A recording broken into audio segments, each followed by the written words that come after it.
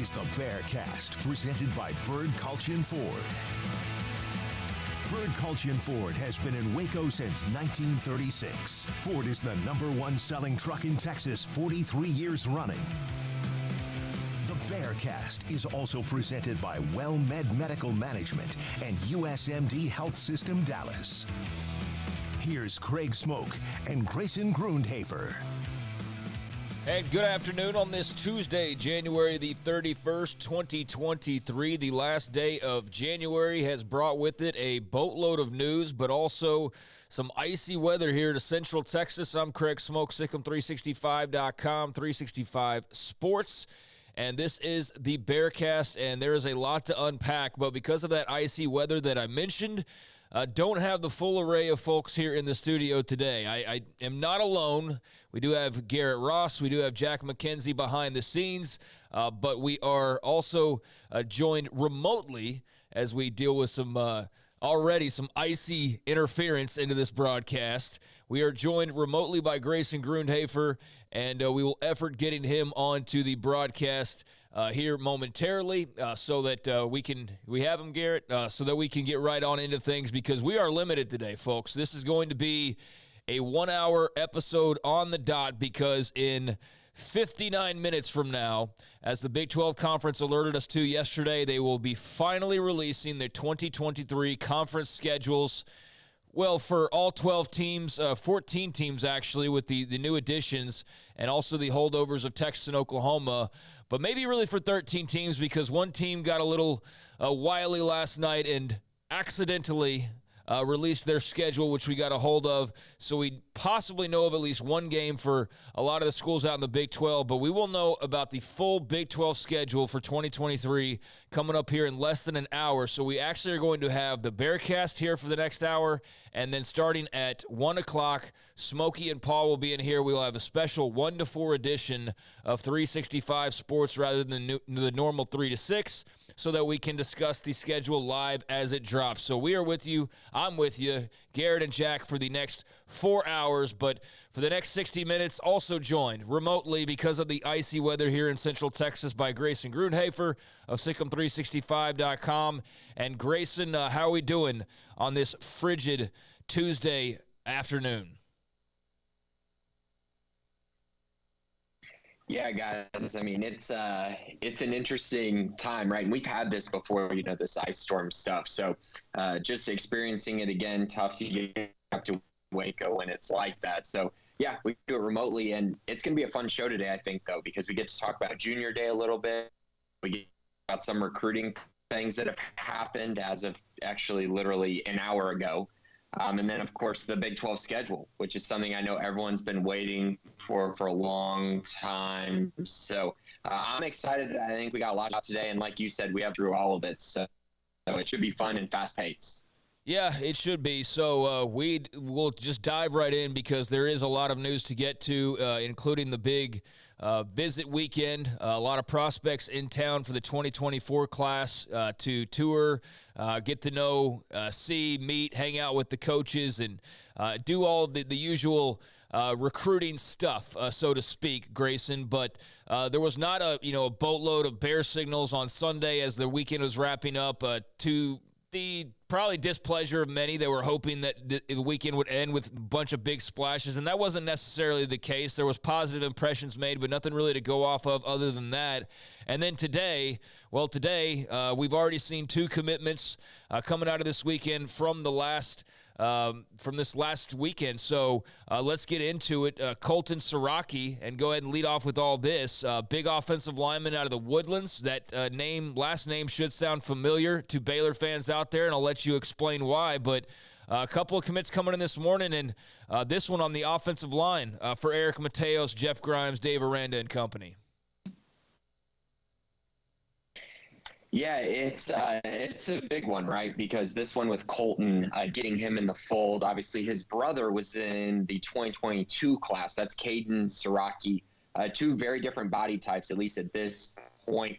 Colton is about 6'3", 305 pounds, whereas his brother, when he got to Baylor, he was like 6'6", 6'7", 320 pounds. So very different in that regard. Caden, more of a tackle. Colton, who just committed today, is looking like he's probably going to fit in at the center position, which I find really intriguing because Baylor's been working with Jacob Gall at the center spot. Gall was probably right around 6 foot, maybe 6'1".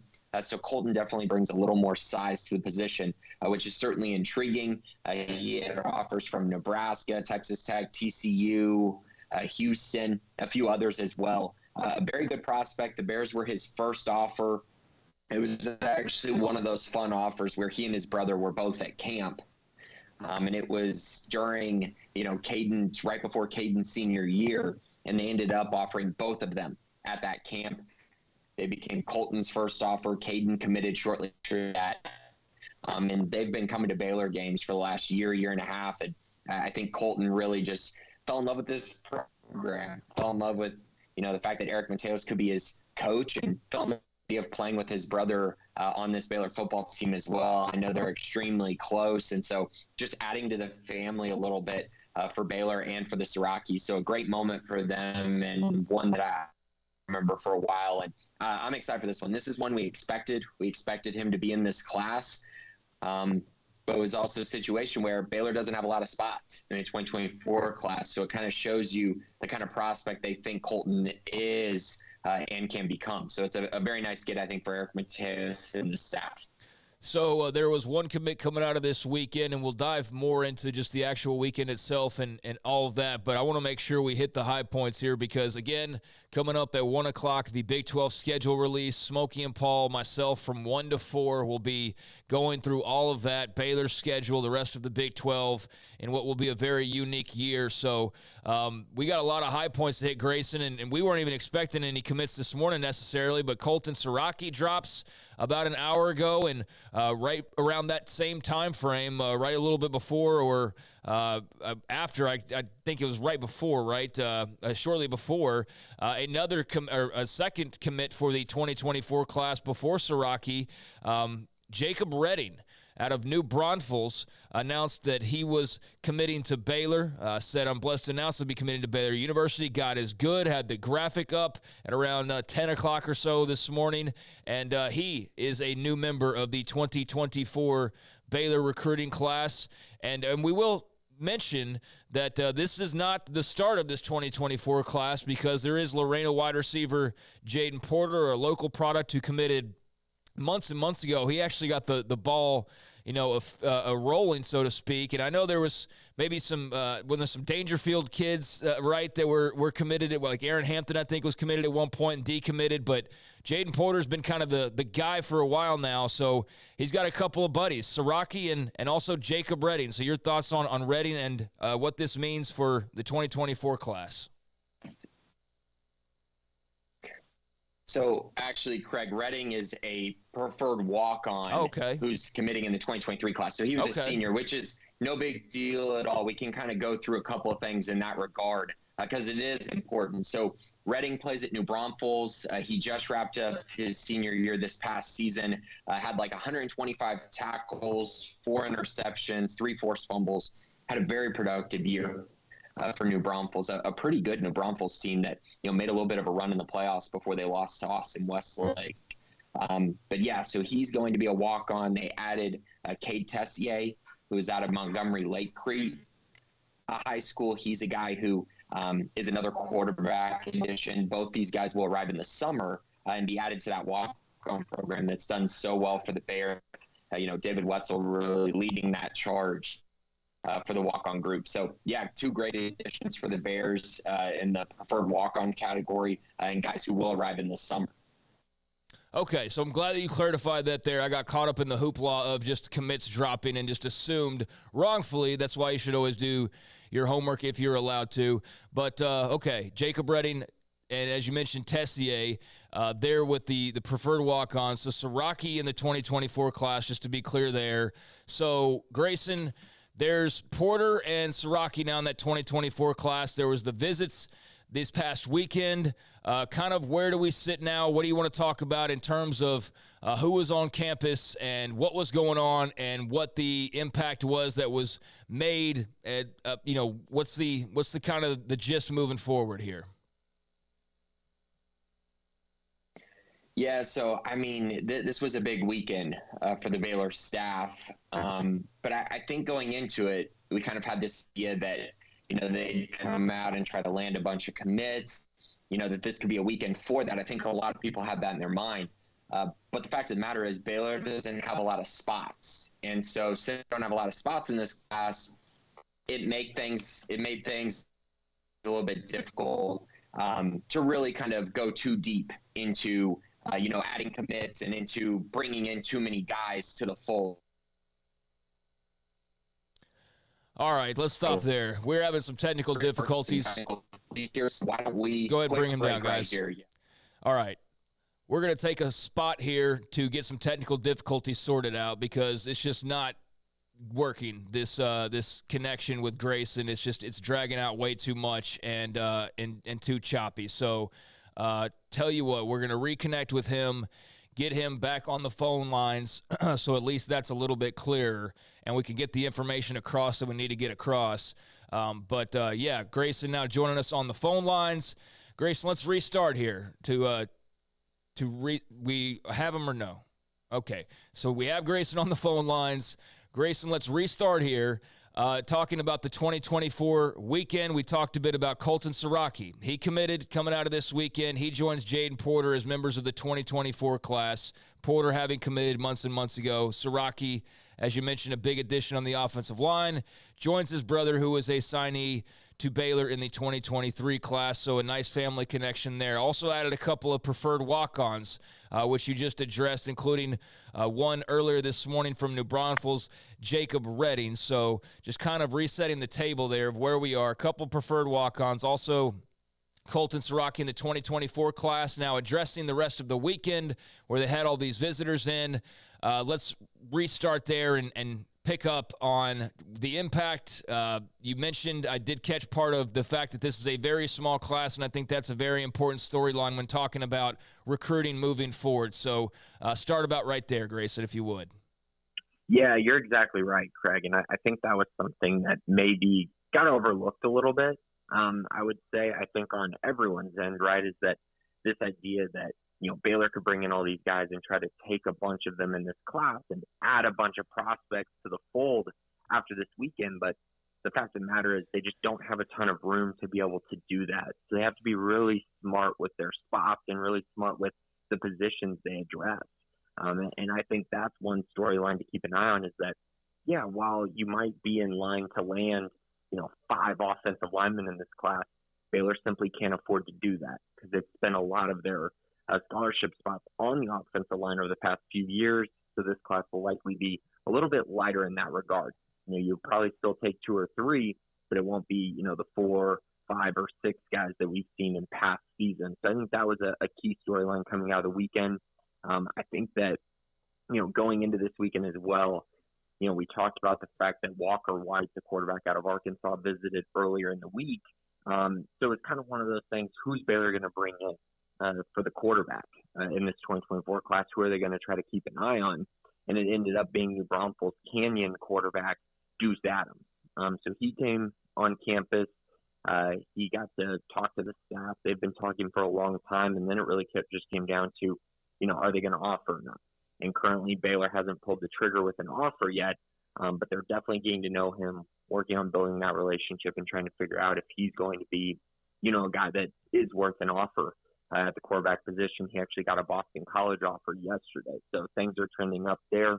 Keep an eye on him going forward. Baylor's definitely recruiting him pretty heavily. As far as other storylines, I think, just looking around at the guys that they brought in, a lot of linebackers, a lot of safeties. That makes a ton of sense, right? Because in this last class, they lost commitments from Christian Brathwaite, Antari, and York, which made things really tough at the linebacker position.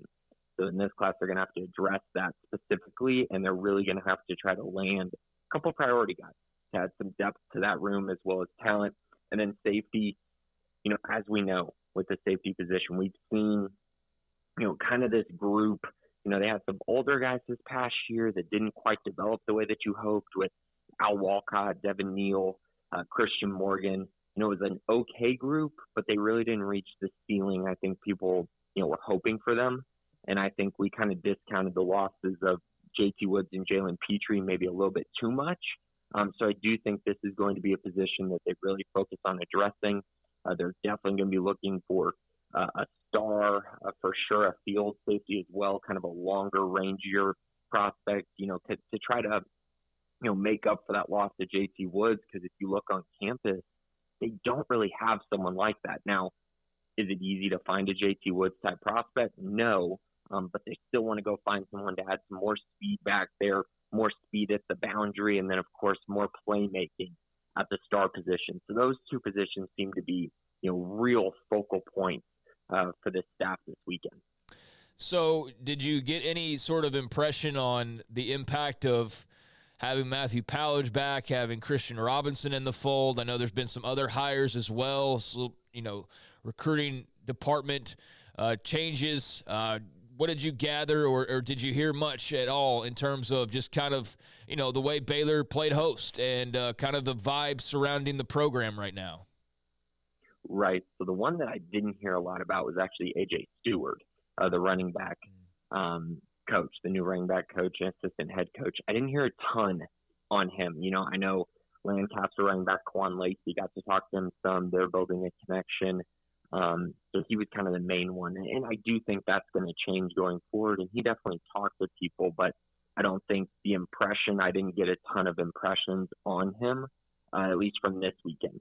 Now, the other two, big time, like Christian Robinson, his relationship with Jasper linebacker Anthony Smith is definitely something to watch. They have a great connection. Anthony's really been one of the focal points for them in this class for a long, long time now. And he's going to continue to blow up. His recruitment's going to change here in a little bit. He's currently a high 3-star. That's going to change very, very soon. He's a very, very elite prospect, and one I actually got to see in person a couple weekends ago at the Next Level Athlete Camp, where he won MVP of the camp. He had a great day and really showed a lot of things with his length, size, ability in the pass game. Just a very good player. His relationship with Christian Robinson is one to keep an eye on. There are a few other linebackers that talked about Robinson as well, and you can just tell there's a good relationship there with him, and he's already been building those relationships thanks to offering some guys at Auburn and thanks to just knowing these guys and having a relationship with them even before he got to Baylor. Now, as far as Pallage goes, his was kind of also extremely interesting because you look at the guys that were on campus, a few of them already had great relationships with the Baylor staff. We're going to visit whether Pallage was there or not. But two in particular were definitely at Baylor because of their relationship with Pallage, and it was actually two guys who are very, very highly rated prospects. So Denton Guyer cornerback Eli Bowen, he's a national 4-star prospect. His brother Peyton was recruited heavily by Matthew Pallage at Oregon. He ended up choosing Oklahoma, but there was a lot of drama in there at the end because of that relationship with Matthew Pallage. And then Louisville 4-star safety Jaden Hardy, another one who was recruited by Pallage at Oregon and while Pallage was at Baylor the first time. So those two guys, clearly great relationship with Matthew Pallage, came to Baylor pretty much because he was there, and that's a great sign. And then the other guys that I talked to, at the safety position, really enjoyed their time getting to talk to Matthew Pallage, getting to know him even better. A lot of them knew him during his first time at Baylor, and then some even got communicated with while he was at Oregon.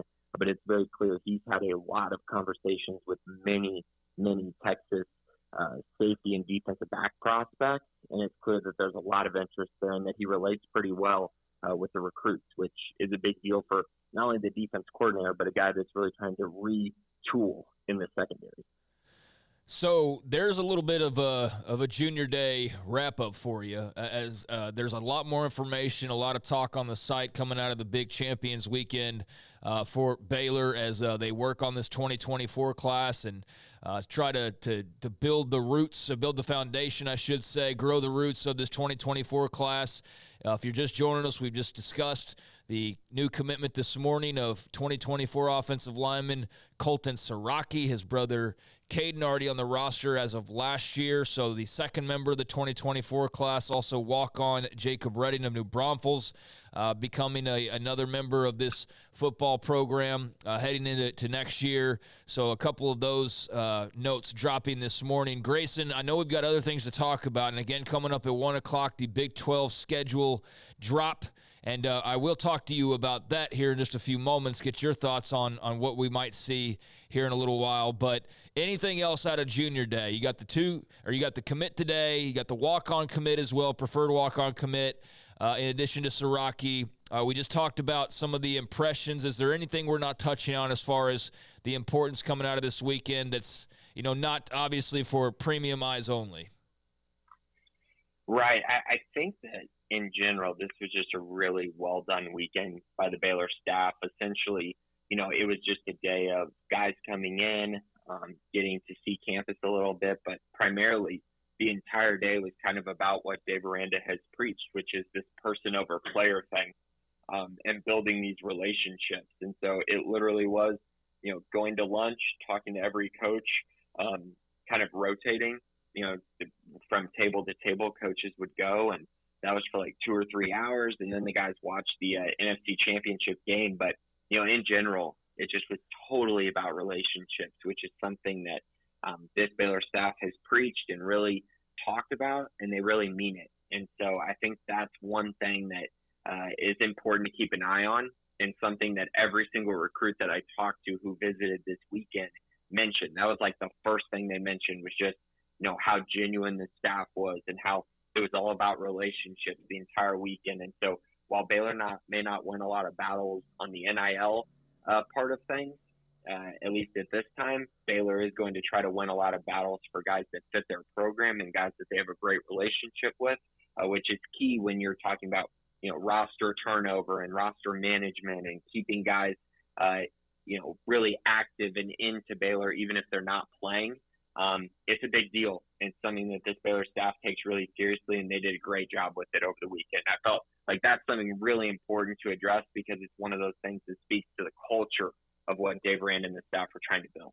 And just to reiterate, this will be a smaller 2024 class, less than 20, more like 15-ish, which is a small number. And you get that every few years, especially if you retain guys or you hit the transfer portal as they have very hard, picking up double-digit number of guys. So to have their second commit in the fold, there's, 12 or 13 more guys, but that's not a lot in the grand scheme of things. So that is something to note moving forward when talking about Baylor in this 2024 class that they are starting to build now with Jaden Porter of Lorena and as of this morning, Colton Siraki of the Woodlands. So turning the page from football, because we'll have plenty of football to talk about here starting at 1 o'clock with the schedule release.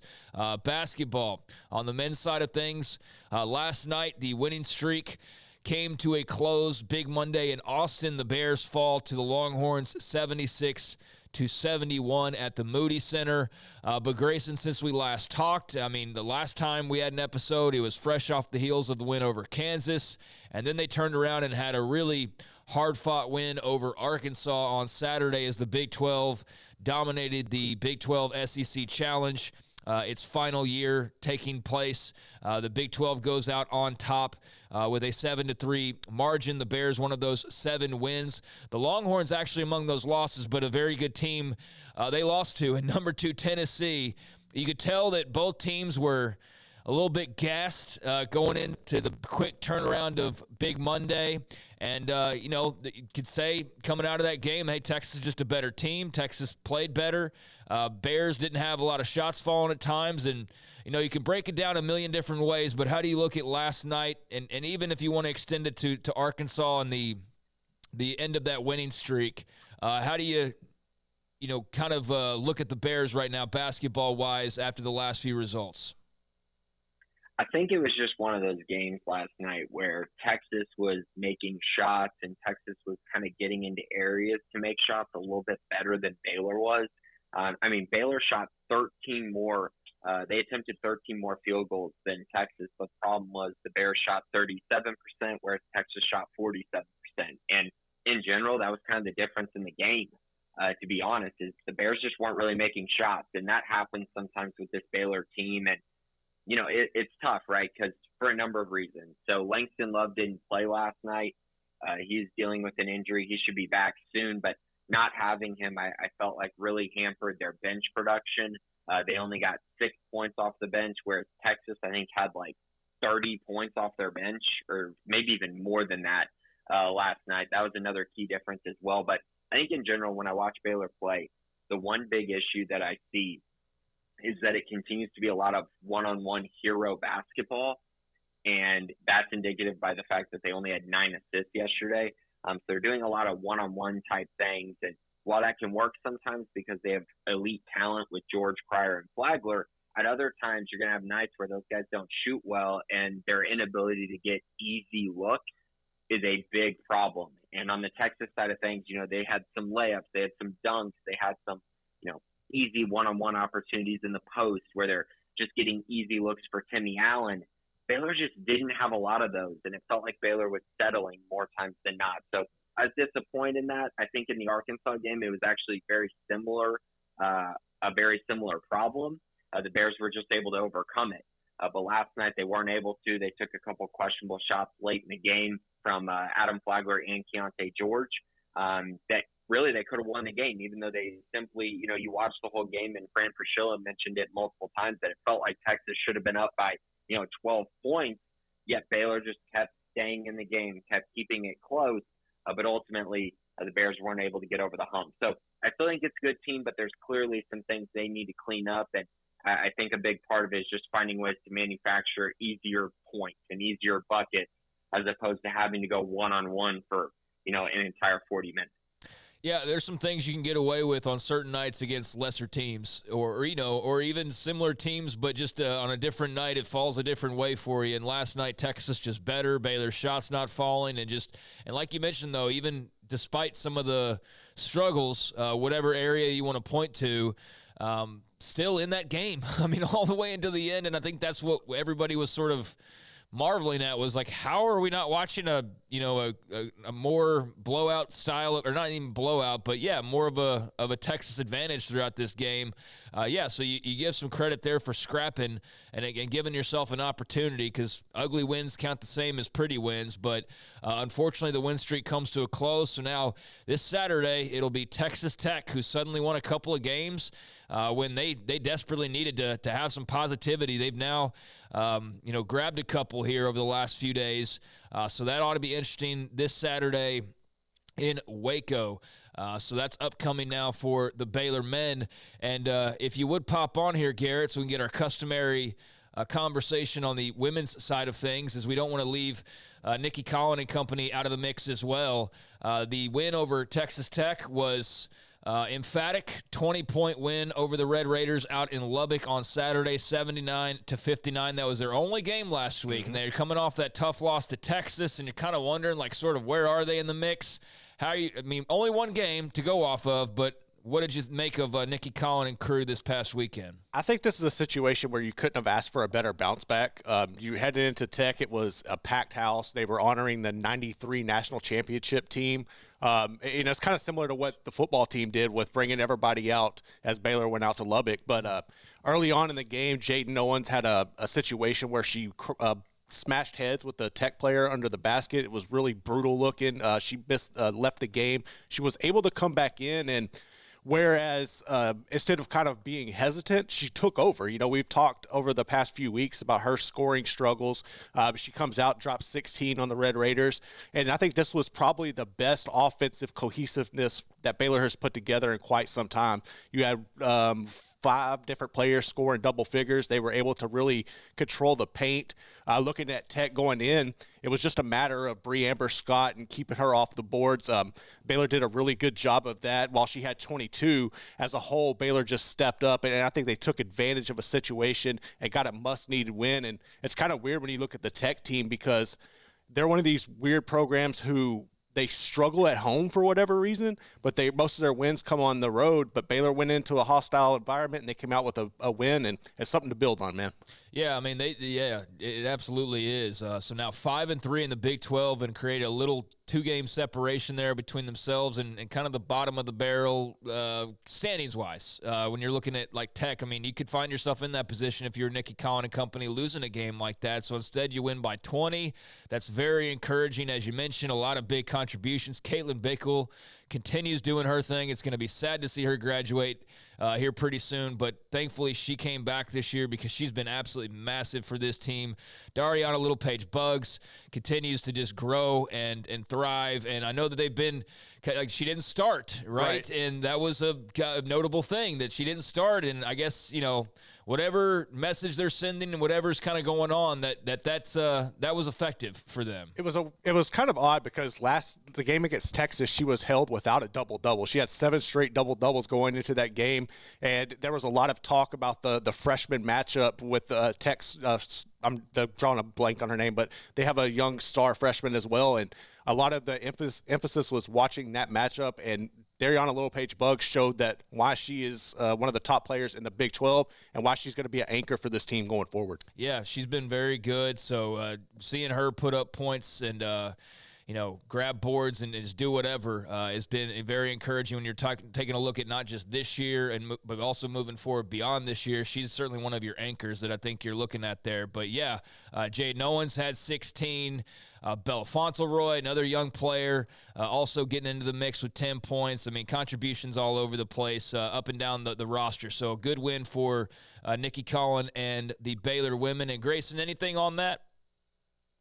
Yeah, I mean, I think it's of note that the simple thing is Baylor's only a game off in the loss column from being at the top of the conference. So that's kind of where the Bears are at. They've still been able to hang around and just chip and claw and try to find their way back into this Big 12 race. And with Oklahoma, I believe, losing twice this past week, they have 3 losses now. So the top of the conference is Iowa State and Texas, both at 7-2. So again, the Bears are not that far off. They get a matchup with a Kansas team that has been kind of up and down this year, a team that Baylor's already beaten once this season, and a team that Baylor should be able to beat in this game coming up. And then it starts to get a little bit more challenging with 2 ranked matchups. But if the if the Bears can figure it out and continue to get better and better, I still think there's an outside shot that they could win this conference. It's just in those big matchups against ranked opponents, they're really going to have to come through and find a way to win some of those games. Yep. All you ask for is an opportunity. They give themselves one by winning games like they did on Saturday. So Iowa State and Texas both at 7-2. They're both on win streaks right now as well. Oklahoma, West Virginia, Baylor, all with 3 losses. Then you got KU at 4-4, Oak State at 4-5. Texas Tech at 3-5, K-State 2-7, TCU, forget about it, they're 0-9. So that's where they stack up right now in women's basketball in the Big 12. So should be a fun little race to the end because there's a lot of teams that are jam-packed there. So good win for Nikki Collin and company. And as we mentioned, Kansas coming up on Wednesday at home, and then the big trip to the Hilton Coliseum to take on number 12 Iowa State. So there's a little basketball for you on this frigid day. Again, coming up here in a little less than 30 minutes now, Smokey and Paul will be in studio joining me as we will have our usual 3-hour show, but instead of 3 to 6, it will be 1 to 4 because the Big 12 schedule dropping here in less than 30 minutes. And Grayson, let's go ahead and pivot in that direction. You're not going to be able to obviously discuss it today with us. We'll, I guess, have our thoughts. I'll have my thoughts out there prior to, and maybe you'll write up something. But as far as us discussing the schedule, that will have to wait until next week to really dive in. There was, however, once we got word that the schedule is going to be coming out, a little bit of a disruption in the flow of things. You know, all 14 teams now. Yes, 14 teams with the new schools officially entering. We're going to be dropping these schedules today in about 27 minutes from now. But one team just got a little overzealous, and somebody on their side of things, that being TCU, I guess loaded something early, hit the wrong button, whatever you want to call it. But very briefly, a full schedule for 2023 appeared on the official TCU website. Had all of their games lined up. The only thing missing, obviously, would be TV times. So if this is to be believed, everybody in the conference who's playing TCU is now aware of it, and one of those teams is Baylor. So if you're wondering if Baylor and TCU are going to play, it does look like they will be playing. That's a game that I feel like you have to have on the schedule, but it looks like if, in fact, that TCU leak was correct, and there's no reason to believe that it wasn't, Baylor will be playing in Fort Worth on Saturday, November the 18th. And that's the one note that we kind of know as far as the schedule. And again, I feel pretty confident this was about as official of a leak as you could have looked like, and there was no real point in pranking anybody here. But your thoughts on the schedule coming out here in just a short while, things you're looking forward to, things you're wondering about. Have at it in terms of the 2023 schedule. I think the biggest thing that I'm going to be looking for on the Baylor side of things is if we kind of get a sense of who those natural, almost every single year rivalries will be. Now, I'm not saying that that's going to be the case every year, but I do feel like we'll kind of get a little bit of knowledge on, okay, so who's always going to play Baylor, or will there be teams that always play Baylor every year? I think there should be, and I hope that there is. And so if that's the case, then I'm hoping, a couple teams on that schedule, such as Texas Tech, TCU. I think those are the two teams that I feel like have to be on Baylor's schedule. It really, in my eyes, wouldn't really make sense for them not to be. And then outside of that, I hope that Baylor gets to play, at least one of Texas or Oklahoma. I feel like getting Texas back in McLean Stadium is something that definitely should happen. Baylor definitely wants to get some revenge there. And then Oklahoma would also have to travel to Waco. So I think those two games would also be great to see. And, we'll see. But I think the biggest thing is trying to figure out, okay, who are they going to essentially make as, Baylor's rivals going forward in the new Big 12? And obviously, I think most teams are probably going to get two games, at least two of the four new teams on their schedule or something along those lines. So I'm also kind of in that regard hoping that Baylor's going to play BYU and maybe UCF, even though Houston makes a little bit more sense in that regard. I think those two would be great matchups for the Bears. But I think in general, the most likely outcome is that BYU is back on the schedule. Houston will probably be on the schedule, and those will likely be the two teams that Baylor plays out of the new teams. At least that's my guess on these type of things. But I think those are the biggest things in my eyes that I'm going to be looking for is, again, the natural rivalries. And then, of course, we're all going to be looking for who do Texas and OU play and where do they play them? How hard is the Big 12 going to try to make their schedule? Because I think they should try to make it extremely hard in their last season in the Big 12. Well, if this TCU schedule that was leaked last night is to be believed, then I would love to know if this is in fact what the real schedule is, and there's, again, no reason to believe that it's not. I would love to know what the reaction was in Fort Worth last night when everyone realized that they had sent that out, unless it was, intentional, have everybody talking about us and really get a buzz going for it, but I don't know that they thought it out that much. Seems like somebody just probably hit the wrong button. But on their schedule, it does have them at Houston and home versus BYU. They will not play UCF or Cincinnati. So just two of the new schools on their side of things. What's very interesting about that TCU schedule is their last month of November at Texas Tech, home versus Texas, home versus Baylor, at Oklahoma. So that can be looked at a couple of different ways. What a heck of a final month, but also what a heck of a final month. Like that, you could go 7-0 and then, potentially lose your last four. They got K-State to close out the month of October. So that's a 5-game, situation right there where you could get really sideways quickly. But, be very interesting and exciting to see who is on this schedule. And I'm like you. I think, BYU makes a lot of sense. But, very curious of where a UCF or a Cincinnati falls into things. And, the thing about it, too, is there's somebody TCU's not playing Oklahoma State next year. So, who does Baylor miss out on that normally they would be playing otherwise? That's to be – go ahead. Yeah, I think my guess on that is – and, again, this is just all kind of guessing, right? We're all guessing what the schedule's going to look like. But except for when TCU. I look at this, it makes – yeah, right, except for TCU. I look at this and I go, okay, West Virginia's probably going to play Cincinnati and UCF.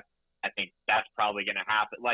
if you just go off of geography, I think that makes a lot of sense. You look at Iowa State, they're probably going to play Cincinnati as well, or something along those lines. So my guess is that Baylor's probably going to miss out on a couple of the North teams. So whether that's Iowa State or West Virginia or Kansas State or Kansas, I think they'll probably miss out on one of those four, is my guess, or two of the four. I guess is TCU missing out on two of their usual teams, Oklahoma State and Kansas, right? Yep. Yeah. So Baylor will have to miss out on two as well, and my guess is it's probably going to be two of those four teams I just named: Kansas State, Kansas, Iowa State, West Virginia. Just going off of geography. And then again, like you said, I think my guess is that it's probably going to be BYU and Houston, who Baylor's probably going to have to play in conference play. Again, that's just going off of geography, but that's kind of my best guess right now. But you're exactly right. The TCU schedule is very interesting. They get a bye before November, which is great. But then it's like rivalry month for them with that Texas, Baylor, Oklahoma. It's going to be a heck of a ride for them. And their schedule in general is tough. They also have to go to Iowa State, to Kansas State, and to Houston if that schedule's right. But that makes sense because this past year the schedule was not a cakewalk, but a lot of their toughest games were at home, which was a huge benefit for them. Yeah, no, it definitely was. I mean, I think that if you're Brett Yormark, and he wasn't the only one that had a hand in the schedule, or I didn't know how much of a hand he really had, but if you were setting it up like people who are going to potentially, after that Georgia loss, like doubt TCU, that people see them at like potentially 7-0, but then they'll be convinced after like that last 5-week stretch of whether TCU's for real or not because of the way that's set up at Manhattan, at Lubbock, Texas, Baylor, at Oklahoma. I mean, so they could get off to a really good start. But again, that's what we'll be doing with the Baylor schedule and other Big 12 schedules as they are released here in about 20 minutes from now. Smokey and Paul have arrived. They're gearing up for our special 1 to 4 broadcast of our usual 365 sports show, but bumping it up a little bit earlier to coincide with this long-awaited schedule release. So, Grayson, with the time that we do have remaining, I think we've touched on everything from the big Day of Champions weekend, new commit, and some walk-on commits, and some basketball, and now some schedule. I don't know that we're going to have time for all these mailbag questions, so we might have to address these that we don't get to separately at some other point in time. Carry them over, whatever you like to do there. Just address them, in that thread if you want, but just let me know there. I will, though, attempt to rip through as many of these as possible. So are you ready to go and answer some mailbag questions? Let's do it. I think we might be able to get through all of them. We'll see. All right. Quick. Chris C. Bear, well, this won't take much time. 2023 football schedule. Well, we just talked about that, and we know that's now coming out. So Chris got that in, obviously, before the Big 12 announced that would be coming out today. So, yeah, Chris, that'll be answered not in this podcast, but in the following show. BU Bear 94 DFW. Who's QB1 when Big 12 play starts? I'm going to go with Sawyer Robertson on that. For whatever reason, I feel like he's going to win this job at some point this year, whether it's the first game or a little bit later in the year. That's not to say that I don't think this quarterback competition is going to be intense and extremely close. It's just kind of my hunch at this moment. Okay, well, I think I'll go Blake Shapen. I feel like if Blake Shapen's got some you-know-what to him. I mean, I feel like he's taken these last few months as a challenge, hopefully. And as any player should, take the offseason just as a challenge to get better in general. But a lot of doubters, Grayson, a lot of doubters when it comes to Blake Shapen. So this is going to be a very intriguing offseason. And yeah, Sawyer Robertson's there to compete. So if that were to happen, that would obviously be a major storyline. I'll still stick with Blake Shapen, though, when Big 12 play starts. By the end of it, who knows? But by the time that starts, I'll stick with the normal QB1 there. Pawpaw Bear, and Garrett, if you want to chime in on this too as well, what women's basketball players do you expect to take steps forward in February to help the team get some wins? That's from Pawpaw Bear. Yeah, I mean, I think, like Garrett said, I think they probably need it to be Jade Owens. I think that's the one they need it to be. Now the question is, will she be the one who takes that step? I don't know, but you know what? I'll go ahead and go with her because I think she's the one they need to take that step. I would agree. I think it's definitely got to be Jade, and I think she's felt the heat the past few weeks, and she kind of stepped up to the challenge this past game in Tech. But I would also look for Bella Fauntleroy to kind of step up her game as well. She when she comes off the bench, at times she could be the real true spark they need. So those are the two I'd keep an eye on. All right, good stuff, guys. Thank you, Papa Bear. Flomo Mike, at a high level, how frequently does a preferred walk-on earn a scholarship? Yeah, that's a good question, and it's one that's really hard to really find an answer for. I tried to do some research on and try to figure out exact percentages or anything like that, but there really isn't anything for that because you also have to add in walk-ons and guys who weren't preferred walk-ons because they're two different things. But I think in general, as far as Baylor goes, the longer a recruit or the longer a walk-on is on the team, the better chance they have at earning a scholarship at the end. And we've seen that in the past. Baylor has added guys to the scholarship list as they've been there for a while, but it usually doesn't happen immediately after a freshman year, except in rare cases. Scotty B, the Baylor King, on the scale of 1 to 10 in terms of least annoying to most annoying, when the Farrell Center has a good away crowd to the point of Arkansas from last Saturday. I would say 9. I just hope we won't have that issue against Texas Tech. So Scotty B saying 9, almost as high as you can get on his most annoying scale. Arkansas showing visitors-wise at the men's basketball game last weekend.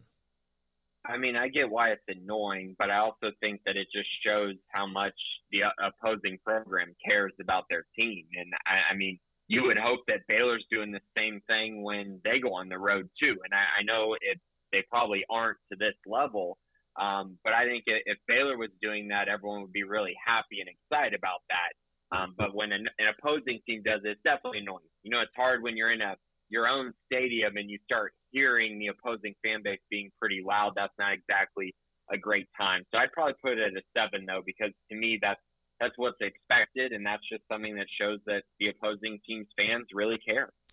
I think there needs to be more Baylor babies. I think you got to grow the Army, right? You got to start producing some Baylor. You got to get enrollment up. Allow some new folks in to try and grow the fan base. But yeah, I mean that's a challenge, and Arkansas definitely showed up and showed out. Master Pierce, MPH, do you think Langston Love will continue to get plagued by the injury bug, thus limiting his impact on the team this season and future seasons? It seems like once a player gets an injury like his initial one, they always struggle to maintain health, a la Squirrel in football. It's very difficult once you get injured to the level that Langston was to really get all the way back to where you're not dealing with injuries. I understand that, but I also think he's been pretty available this season. I know he didn't play last game, but he's been pretty, I think, healthy for a guy that was coming off the injury he had a year ago. Now, maybe he's going to be a situation kind of like Cryer and Flagler, who have had these injuries, and then those things just start lingering, and they miss a couple games here and there. But in general, I haven't seen anything that tells me that Langston is injury prone, at least not up to this point. Yeah, I mean, I think I understand where the question's coming from, but I think right now that's not, a main concern. But yeah, I definitely think that there's probably some lingering effects from Squirrel Williams up and down health status. And now anytime somebody gets health or gets hurt and then maybe gets hurt again soon after, it's like, oh my gosh, is this going to be a recurring thing? I wouldn't worry too much about that right now with Langston Love, but yeah, we need to get him healthy. Bear Love 89, your guess for how many Bears transfer out after spring ball, seeing where they are on the depth chart?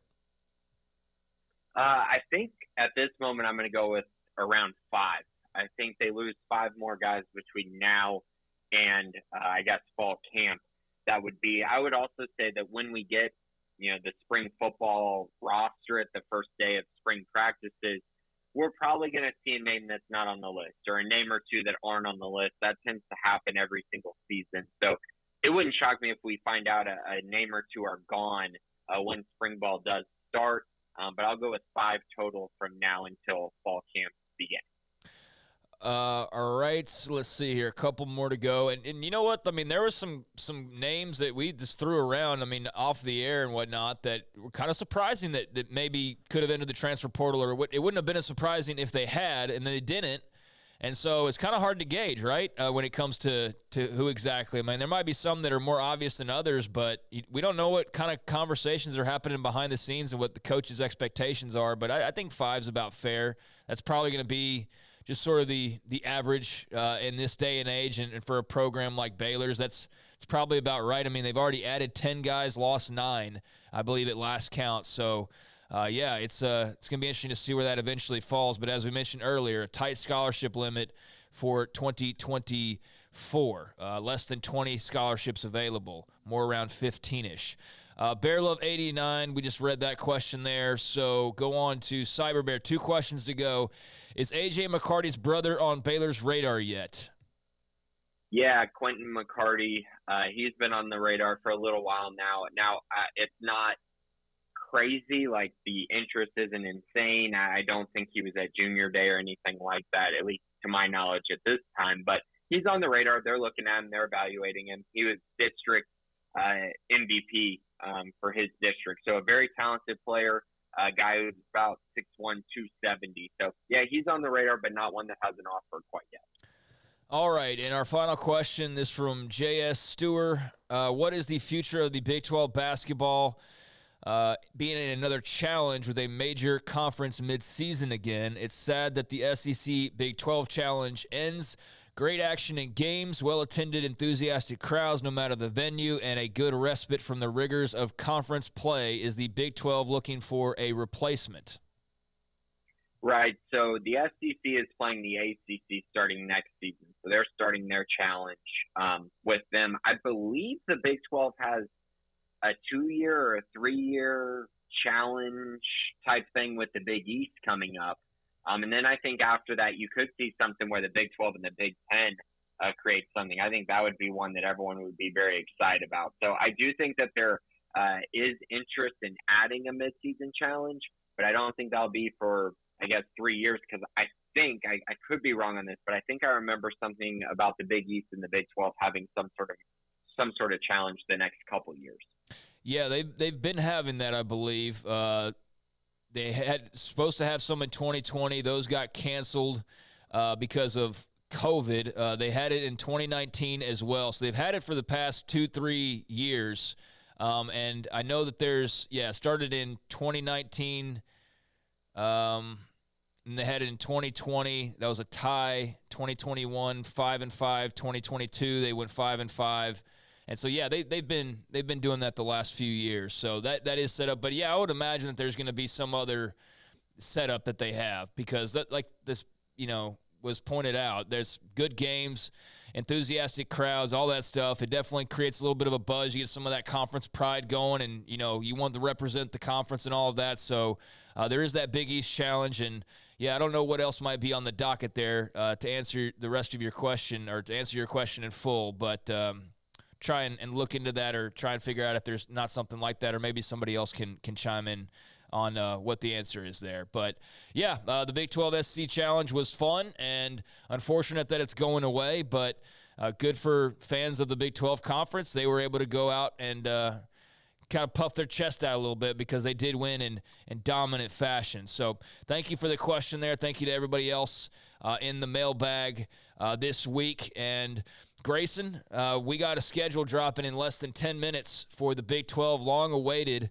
We'll let you go here as we get ready to get set for our 1-4 show with Smokey and Paul joining me here at the table in just a second.